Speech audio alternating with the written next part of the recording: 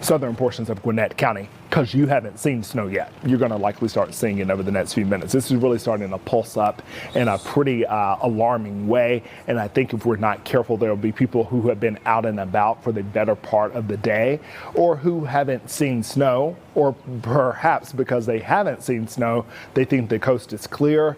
And I want to say, pump your brakes, hold your horses, because if this continues to be like this over the next 2 to 3 hours, we're likely going to end up getting closer to an inch of accumulation that we thought we were probably outside the window of. So, John, hold on 1 second. If we could, and I don't know if they can do this, pull up the camera that shows the Lenox Road, Georgia 400 corridor, the traffic camera in Buckhead. Looks like Alex is on it right now. Appreciate this all hands on deck situation. Yeah, but the reason I asked, Jonathan, I'm going to come back to it, is, you know, you guys keep talking. There's the interchange right there. Like 10 minutes ago, it was really, really snowy. Doesn't look too bad right now, but as you say, these are fast-moving bands of snow that can suddenly start accumulating on the roadway there. Thankfully, it doesn't look like nearly anybody is out on the roads right now. But is there a story tomorrow where up in the further reaches of Gwinnett and some of those outlying counties where they have significant amounts of snow and precipitation on the ground and the temperatures take a dive? Is there a story out there tomorrow where people are going to have to be super duper careful out on the roadways because there's going to be a ton of frozen precip left behind? It's going to actually be a factor of human interaction. So there are certain areas, and I think Tara Tabor really showed this well in one of her live hits, I believe it was, where there's slush that's being created as a result of people trudging through snow on the roadways. And those are going to be the icier areas where you've had friction or interaction with that snowfall that was actually on a surface. Those are the trickier spots because that turns to liquid sometimes because of the friction, and oftentimes it will refreeze, and that creates a better sheet of ice than just snow that is sitting there on the ground for, you know, hours at a time. So it will be the areas that have already been trod, the areas that people thought were okay, that end up, you know, leading to some other issues. Now this is North Fulton County, taking you up past Alpharetta. This would be getting closer to the Alpharetta, or excuse me, the Fulton Forsyth County line, McFarland Parkway, State Route 400 there, moving northbound, and this is pretty significant there. And it looks like I think this may be a freeze frame here, but it looks like there's some vehicles there. I'm not sure if they're disabled though, but you can see here road conditions deteriorating quickly. So this is just to the north of the Fulton Forsyth line in Forsyth County at McFarland Parkway. Alex, what are you saying?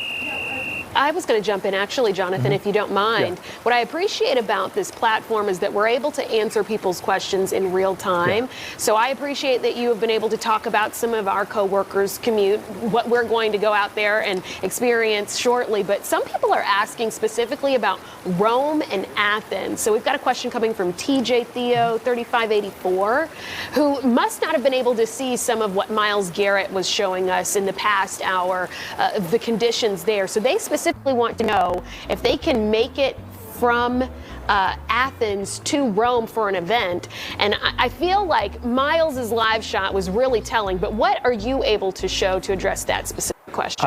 Athens to Rome, Athens, Georgia to Rome, Georgia. I wouldn't try it today. I'm just going to be blatantly honest with you. There are too many secondary roads between Athens and Rome. Rob DiRienzo has been trying to make his way into Athens and really got stuck there in Gwinnett County. What you're looking at here is another radar that we have to work with here. But if you were to get on 29 or 78 for that matter, 29 or 78, no matter how you want to get, those are your two options to get to 85 or to get into the Atlanta metro area from Athens, from Clark County. Clark, Oconee counties. If you need to get out, you could possibly take 129 that takes you up to Jefferson and 85 there, but it's really 29 or 78. That's the only way out. And you're going to run into issues in Barrow County. There's Winder there, maybe not in Winder proper. If you take a trip through Walton County, that's not going to work because once again, and keep in mind, while we do treat these roads like they're interstates, these are highways. And so they work to keep them clear, but they will also collect precipitation or accumulation much faster than other roads. Guys? All right. A lot of people talking about the airport and getting in and out of Hartsfield-Jackson. Is this the kind of weather that inhibits air travel? Or, I mean, we know that planes can take off and land in the snow, certainly. Haven't heard of like significant delays, but a lot of people on our chat wondering about the airport. Yeah, with the temperature continuing to go down, I don't think there will be so many issues in terms of the tarmac because Alex and I have been looking at that. And it's a live lookout right now. But what you're going to find with the temperature being at some 23 degrees right now in Atlanta is the de-icing factor. And de-icing is something that it happens faster. You guys know this. You've been in Boston and Chicago. They can de-ice a plane there quickly. Here in Atlanta, we don't de-ice planes so quickly. Yeah. So for your afternoon, late afternoon, and evening flights, I don't think they're going to be in exact peril because of the current weather situation in terms of the atmosphere. But with the temperature dropping and there being precip out there, they're going to have to likely start their de-icing efforts, and that just creates delays. That's as simply as I can possibly put it, that will be the attendant issue until there are issues on the tarmac. And it looks like, at this present moment that there is no accumulation sticking there. But you have to consider where you're flying to. And if you're trying to fly into the Carolinas, it's a no-go for today. Yeah. We've seen planes coming in and out, so it looks like things are running there. Okay, Jonathan, thanks. Our winter weather continues now. I want to bring you up to Gainesville. Yeah, Tara Jabor has been showing us the conditions there. At last check, they were quite slushy. Is the snow still falling significantly where you are? But it's a lot less than what we were seeing about an hour ago. When you're getting the tires, all that traction on the roadway, it can help get rid of some of that precip that accumulated there. So Tara Jabor, we appreciate you being our eyes, and we will check back in with you soon. Thanks. We do want to focus our attention now on Gwinnett County that has really just been the snow blanket of the afternoon. I'm curious to see if the snow is still falling conditions there. have been pretty bad there. Let's get out to Annie Mapp, who's all bundled up. Scarf now, Annie, wrapped around you.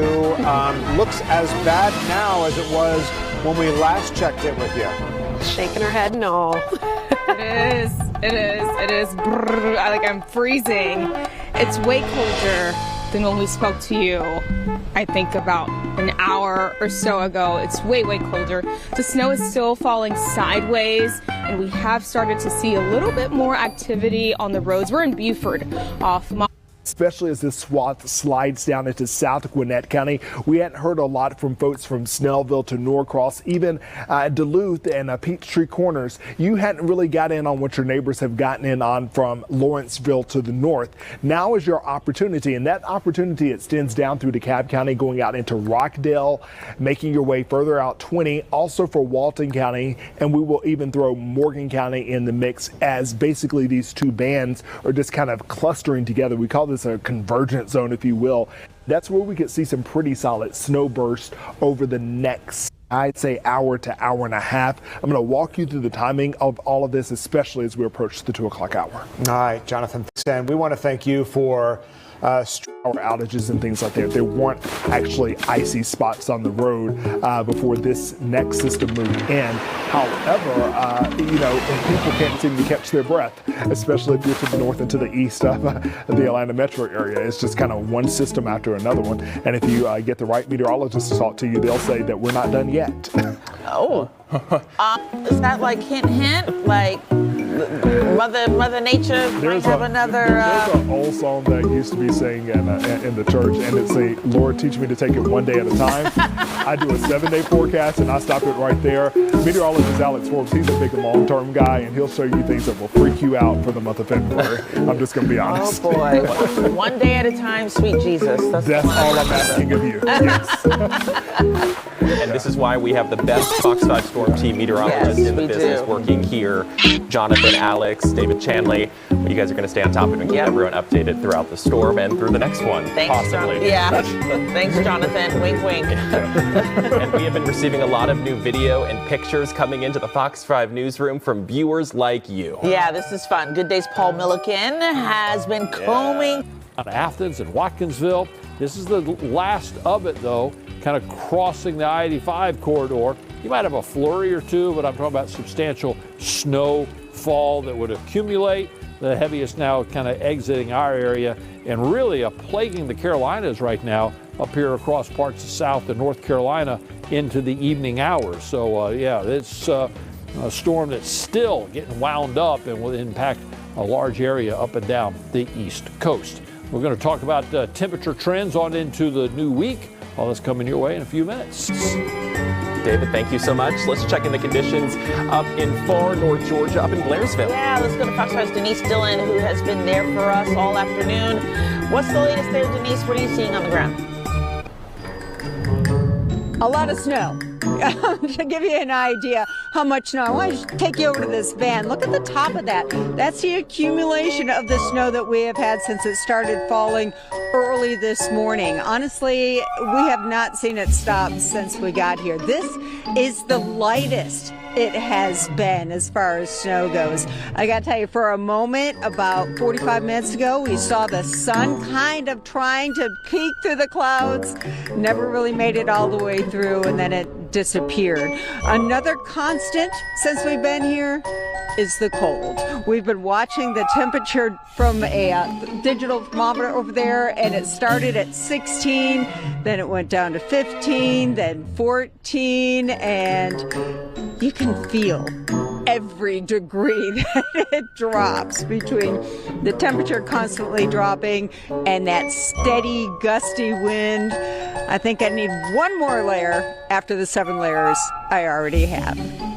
We'll have more on road conditions coming up in just a bit. Back to you guys. It's really telling to see the top of that van, Denise, and see how much accumulated since they've gotten snowfall hours ago. Well, thanks for the live update from there. Glad she has all those layers.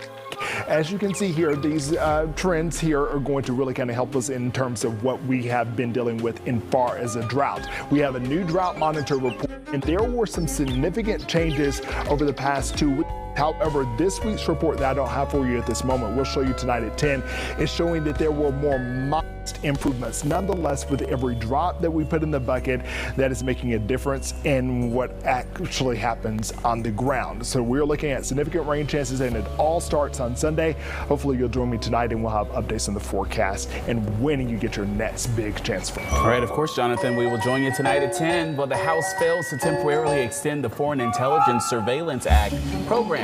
It comes as the president doubles down on his temporary pick for Director of National Intelligence. Federal housing finance regulator Bill Pulte. Democrats say that he has little experience for the job. 199 of them voted to not renew the section of 702 unless Trump withdraws his appointment and nominates a permanent replacement. Well, with the law expiring tomorrow at midnight, the lapse could result in limitations on what intelligence the U.S. government can collect abroad.